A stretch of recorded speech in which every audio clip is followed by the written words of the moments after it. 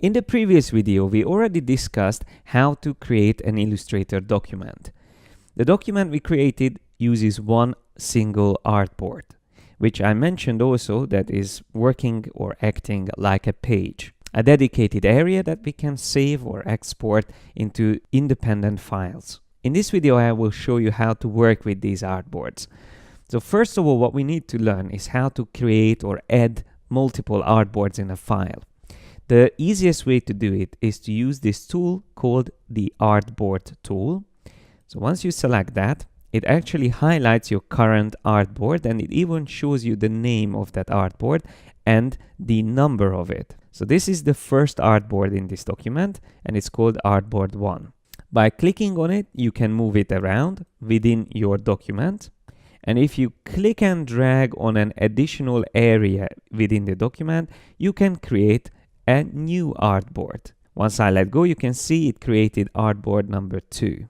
If I want, I can rename the artboard while it's selected. So I can type in something here. Let's just call this one banner. And if I select the other one, I can call that logo. The whole point of having multiple artboards in a document is that you can keep all the relevant designs in one place.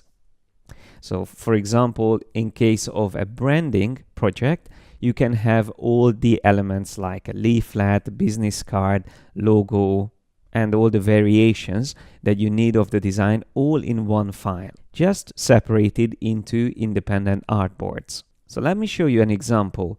Taking this design a little bit further, I would have multiple versions of it and already colored. We will learn how to do these later, but here I already have 3 artboards. So on the left you can see the original design, but added colors using the color palette from the Adobe icons. And then we have the Photoshop version of the same design and then the InDesign version of the same design. Here you can also see the date when these products were first introduced. So each of these designs are on separate artboards, which means I can save them out individually. Let me show you how I would do that. I can go up to the File menu and choose Export, Export As. Now there's many other ways of doing this, but this is one of the ways that you can export artboards individually into independent files. So if I choose this option, at the bottom I can find several file formats, out of which I'm going to pick JPEG, which is a raster image file format.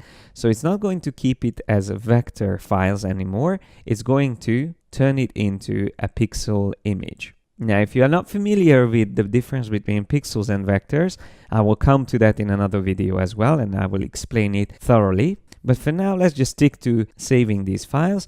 So once you choose a format like JPEG or PNG in the export command, you can also decide which artboards you wish to save. You can choose all, or you can also choose a range. So if I only want, let's say, the first and second, I can type it in like that. Or I can also type in first, 3, which will skip the second artboard. And this is when it becomes important to remember the order of your artboards. So the numbers that you can see in the artboards in the background are the ones that you need to remember when you want to save them out.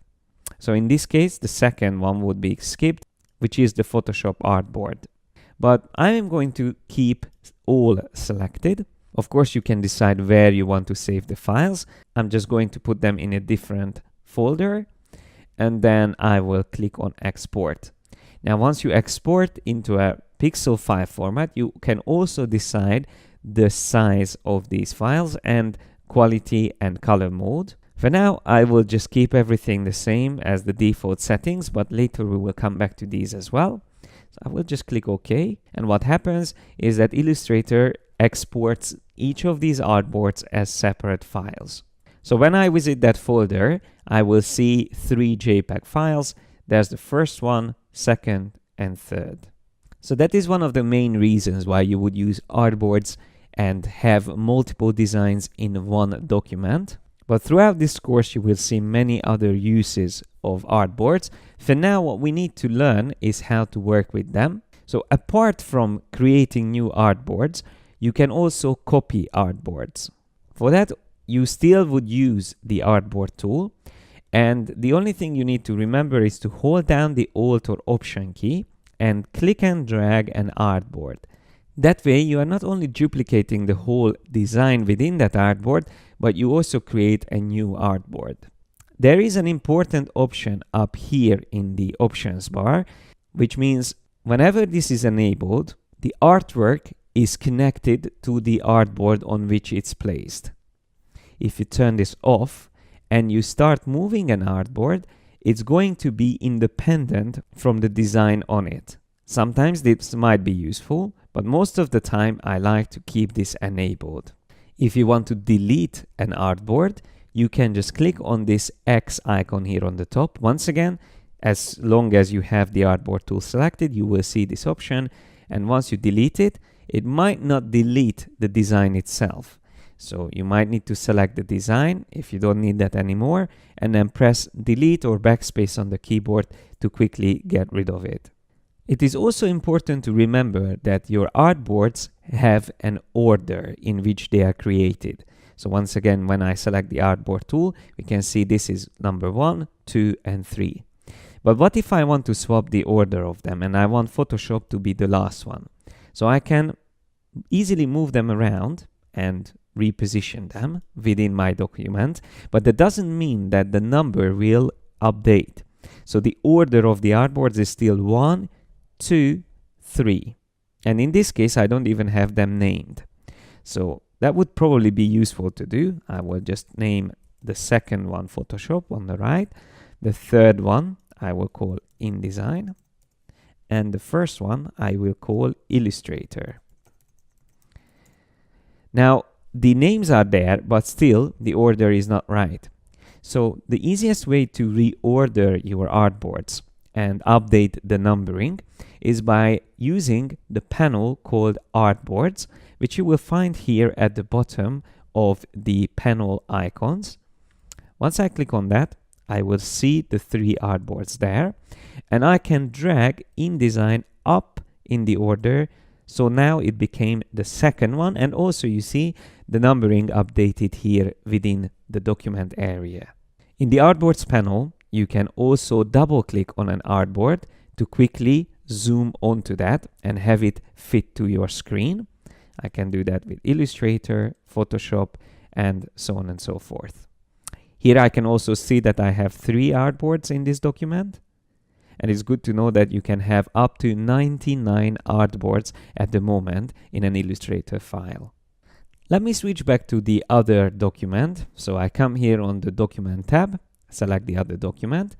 And when I select an artboard, I can also choose a size for it instead of just drawing it randomly. Here, when an artboard is selected, on the top I have a presets drop down from which I can choose all the different sizes that are saved into Illustrator.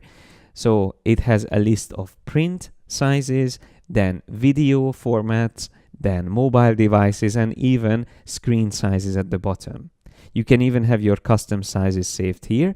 But for now, let me just try to select letter. Once I choose that, you will see that it updates, and now it became much bigger.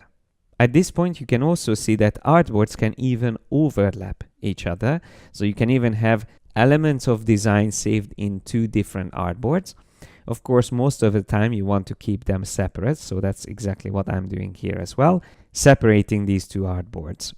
The same way you can change the size to a preset, you can also change the orientation of your artboards by switching between landscape and portrait up here.